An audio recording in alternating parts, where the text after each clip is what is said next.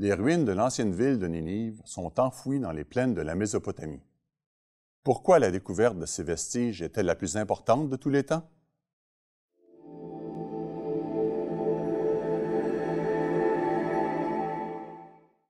En 1839, Austin Harry Laird entreprit un voyage à travers l'Europe et le Moyen-Orient qui devait le conduire au Ceylan, appelé maintenant Sri Lanka. En atteignant la Mésopotamie, il s'arrêta près de l'actuelle ville de Mossoul pour examiner des restes d'anciennes cités situées sous des monticules de terre appelés tertres. Sur ces élévations formées par l'accumulation de morceaux de briques d'argile, autrefois utilisés en construction, il y avait des vestiges de tours, ces anciens temples assyriens nommés ziggourats. On y trouva aussi des tablettes d'argile disséminées dans le sol. Elles étaient couvertes de signes triangulaires propres à l'écriture cunéiforme. Les 22 000 tablettes retrouvées nous donnent beaucoup d'informations sur la civilisation ancienne de cette grande cité. Au 19e siècle, l'Angleterre victorienne donna des signes d'incrédulité. Elle commençait à remettre en question la véracité historique de la Bible. Durant le siècle des Lumières, plusieurs érudits avaient miné la confiance des gens au sujet des Écritures. Mais le premier livre de Layard, Les ruines de Ninive, devint rapidement un best-seller, ce qui ranima dans la conscience publique une foi qui était plutôt agonisante. À part l'Ancien Testament et une obscure description des ruines de Ninive écrite par l'historien grec Xénophon en 400 avant Jésus-Christ, il n'y avait pas de preuve historique de l'existence de la ville. Elle a d'ailleurs longtemps été considérée comme un mythe. Ce que Layard a découvert est une véritable collection de pièces d'archives racontant l'histoire de rois et de leurs conquêtes qui coïncident avec le récit biblique. Sur l'obélisque noir de Salmanasar III, il y a une inscription et une illustration qui représentent l'un des rois d'Israël payant le tribut au roi assyrien. C'est la première découverte qui atteste de la division des royaumes de Juda et d'Israël mentionnée dans le livre des rois et celui des chroniques. Dans l'Angleterre victorienne, plusieurs furent alors convaincus que les évidences de l'archéologie avaient validé la Bible. Sanchérib, roi d'Assyrie, consigna aussi ses victoires sur Juda dans la région de Samarie en donnant les détails qui confirment plusieurs comptes rendus bibliques.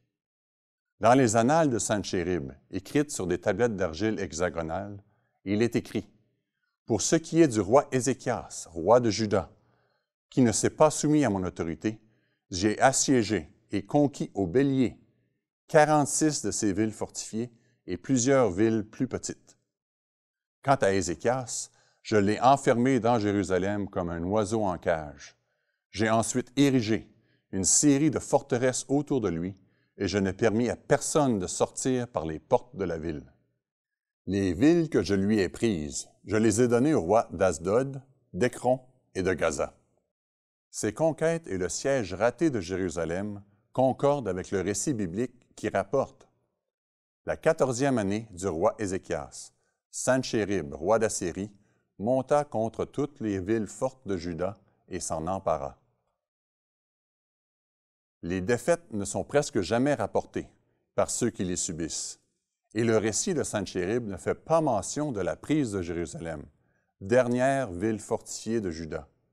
Selon la Bible, l'Éternel envoya un ange qui extermina dans le camp du roi d'Assyrie tous les vaillants hommes, les princes et les chefs. Et le roi confus retourna dans son pays. Ces découvertes, comme bien d'autres, dépeignent clairement les anciens Assyriens et leurs vastes cités, comme celle de Ninive, en plus de fournir un bref récit historique de leur conquête et de leur réussite. Le travail de Layard contredit l'idée selon laquelle les villes et les royaumes anciens n'étaient que des mythes.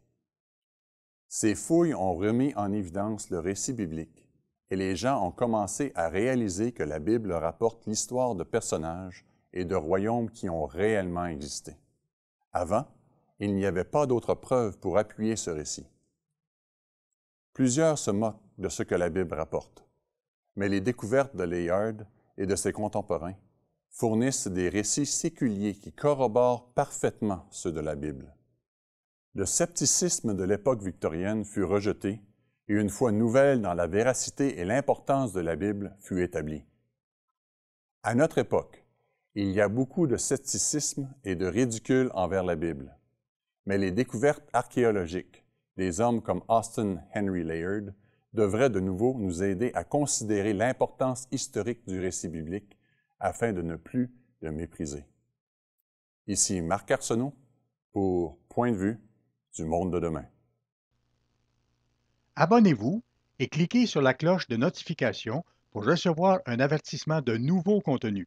Visitez notre site internet mondedemain.org pour lire ou télécharger des articles et des brochures et pour regarder nos émissions télévisées.